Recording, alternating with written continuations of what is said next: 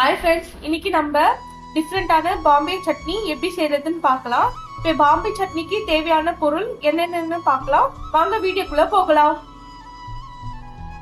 1 cup கடலை மாவு, 1 cup வெட்டி வச்சிருக்க வெங்காயம், தேவையான அளவு எண்ணெய், நறுக்கிய கருவேப்பிலை, 1 கப் தக்காளி,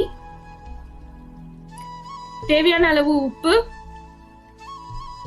நெய் 1 ஸ்பூன், கடுகு, பச்சை மிளகாய், பெருங்காய பொடி, சீரகம், மஞ்சள் பொடி, நறுக்கிய இஞ்சி, கரம் மசாலா. இப்போ ஒரு பாத்திரம் எடுத்து வச்சு 3 டேபிள் ஸ்பூன் போல கடலை மாவு நம்ம போட்டுக்கலாம்.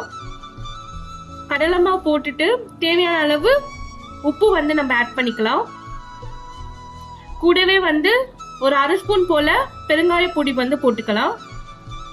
இப்போ தேவையான அளவு தண்ணி ஊத்தி ஒரு விஸ்க் மாதிரி வச்சு நல்லா அடிச்சுக்கலாம். கட்டி எதுவும் இல்லாம நல்லா இந்த மாதிரி கலந்து விடுங்க. இப்போ தண்ணி பதத்துக்கு இந்த பதத்துக்கு கரைச்சி வச்சுக்கலாம். இப்போ ஸ்டவ் ஆன் பண்ணிட்டு 2 டேபிள் ஸ்பூன் போல எண்ணெய் விட்டுக்கோங்க. எண்ணெய் காஞ்சதும் கடுகு போட்டுக்கலாம். இப்போ கடுகு நல்லா பொரியுது. கடுகு நல்லா பொரிஞ்சு வாசம் வந்ததும் சீரகம் போட்டுக்கலாம். சீரகம் நல்லா பொரியட்டும். சீரகம் நல்லா பொரிஞ்ச உடனே வெட்டி வச்சிருக்க இஞ்சி போட்டுக்கலாம். கூடவே நம்ம நறுக்கி வச்சிருக்க பச்சை மிளகாயும் ஆட் பண்ணிக்கலாம். இப்போ 1 கப் வெங்காயம் நம்ம போட்டுக்கலாம். வெங்காயம் போட்டுட்டு நல்லா கலந்து விடுங்க. இப்ப இந்த வெங்காயம் நல்லா வதங்கி வரணும். இப்ப நம்ம குழம்புக்கு வதக்குற மாதிரி ரொம்ப வதங்கிடக்கூடாது. அதாவது கண்ணாடி பதம் சொல்ற அளவுக்கு வெங்காயம் நல்லா வதங்கி வரணும். சோ வெங்காயம் கருகிடாம நல்லா இந்த எண்ணெயிலே வதங்கி வரணும். நல்லா வதக்கி விடுங்க. இப்ப வதங்கி வந்தாச்சு. 1 கப் தக்காளியை போட்டுடலாம். தக்காளி போட்டு நல்லா கலந்து விடுங்க. கூடவே தேவையான அளவு உப்பு போட்டுக்கலாம். மஞ்சள் பொடி 1/2 ஸ்பூன் போட்டுக்கலாம். இப்ப மஞ்சள் பொடி போட்டு நல்லா கலந்து விடுங்க. இந்த தக்காளி வெங்காயம் எல்லாம் சேர்ந்து வதங்கி வந்துடுச்சு. இப்ப கரைச்சி வச்சிருக்க கடலை மாவு நம்ம ஊத்திக்கலாம்.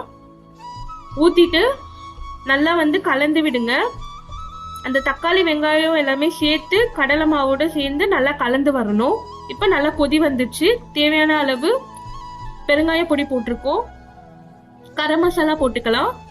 இப்ப நம்ம வெட்டி எடுத்து வச்சிருக்க கருவேப்பிலைய போட்டுக்கலாம். கை நிறைய இருக்க கருவேப்பிலை போட்டுக்கோங்க. இப்ப நல்லா கொதிச்சிட்டு இருக்கு. இந்த டைம்ல இந்த சட்னிக்கு தேவையான அளவு 2 ஸ்பூன் போல நெய் விட்டுக்கலாம். நல்ல நெய் கொஞ்சம் 2 ஸ்பூன் போல போடுங்க. அப்பதான் சட்னிக்கு நல்லா டேஸ்ட் கொடுக்கும். நெய் போட்டு நல்லா கொதிச்சு வந்திருக்கு. இப்ப நல்லா கலந்து விடுங்க. இப்போ நமக்கு சுவையான பாம்பே சட்னி ரெடி ஆயிடுச்சு.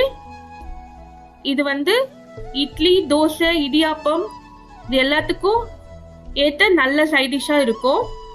குறைஞ்ச டைம்ல சட்டுன்னு செய்யக்கூடிய ரொம்ப சுவையான ஒரு நல்ல ரெசிபி. இது கண்டிப்பா ட்ரை பண்ணி பாருங்க. ட்ரை பண்ணி பார்த்துட்டு கமெண்ட்ஸ்ல எப்படி இருக்குன்னு சொல்லுங்க.